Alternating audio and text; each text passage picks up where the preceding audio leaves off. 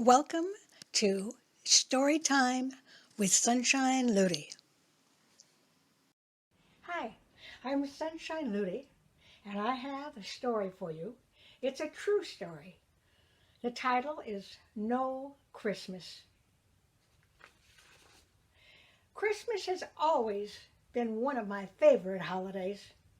I suppose it started when I was 1 year old, although I don't remember that year. I do remember every year after.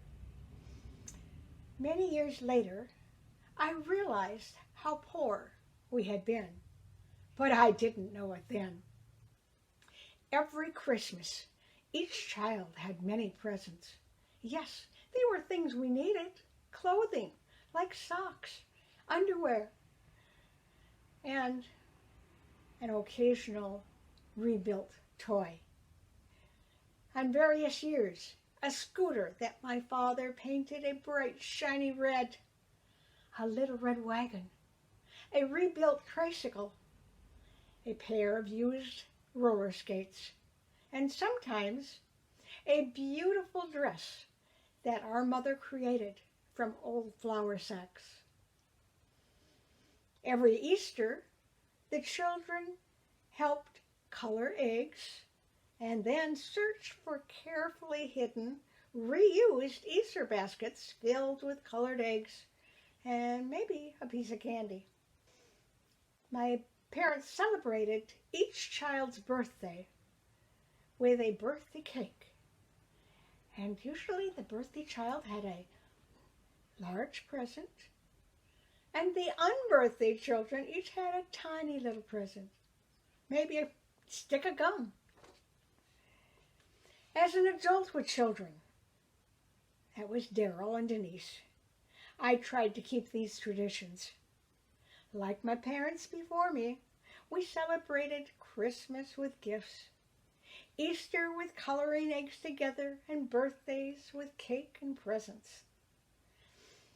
In times of plenty, we gave our children many expensive gifts. Tonka trucks, dolls, tricycles, and a backyard with swings and a jungle gym.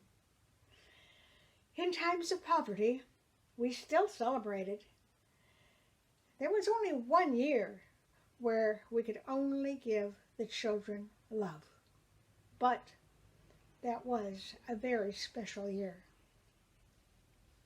Now, my children are grown, and my family has expanded from 2 to 9. I have a granddaughter and a great-granddaughter. The extended families live in the same community far away, 4 to 5 hours by car. After I lost my first husband, Lloyd, I married David. He has 3 children with extended families. We celebrate Thanksgiving with them. Since they are scattered, we celebrate with whoever can travel to be with us. But Christmas, we celebrate with my family. We don't usually exchange gifts with my family, but I had been looking on the internet and found some really cute little things, like keychains with really special sayings on them. And I had prepared for the 2019 Christmas early. I purchased and wrapped the small gifts for each family member and a beautiful ballerina dress for my great-granddaughter, also a teddy bear.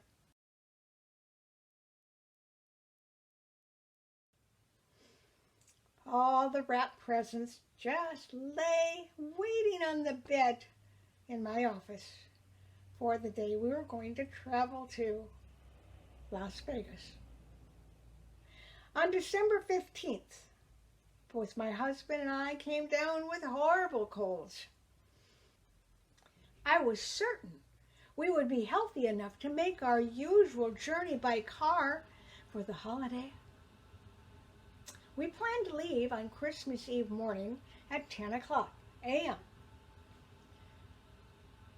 I dragged myself out of bed and started to pack.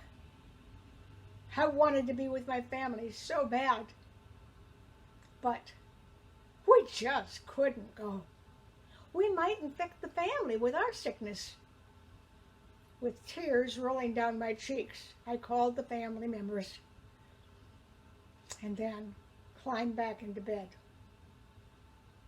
Although sad, I knew we had made the right decision for more than one reason.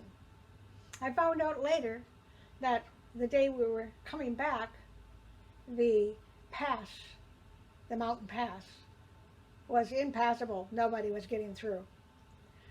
So that was another good reason not to have gone. My daughter Denise and her husband were planning to come for a visit, but then Ken ended up in the emergency room with an unknown cause of illness. David and I then planned to visit the family in May. My great-granddaughter was going to be in a recital. She'd been in this dance group. 3 years old, and she's trying to do these wonderful dances. Then the coronavirus hit. In Orange County, it started with 3 cases on January 26th, and it's been growing ever since. Today, April 8th, it's up to 1,016. All of David's family had made travel plans to celebrate David's 96th birthday on March 28th.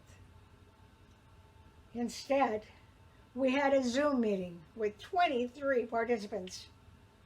David did feel honored and happy. I packed all my family's presents in a box. If I go to the post office to mail it, can I consider this as essential business? I doubt it. I hope my great-granddaughter doesn't outgrow the dress that I bought for her before she gets it. However, much more than that, I hope we are all around to enjoy each other's company again, and soon. Even though I ended this story with what I consider a hopeful note, it still felt sad. So I thought I would include some happy photos of my great-granddaughter and my granddaughter. Here they are. Here's Lorelei and her mom, Misty. Lorelei says, "I love stickers, and I love my mommy. When she's with her grandma Denise, she watches movies and dances." Denise embroidered a dancing girl on the back of Lorelei's jacket. Blowing bubbles is fun, too.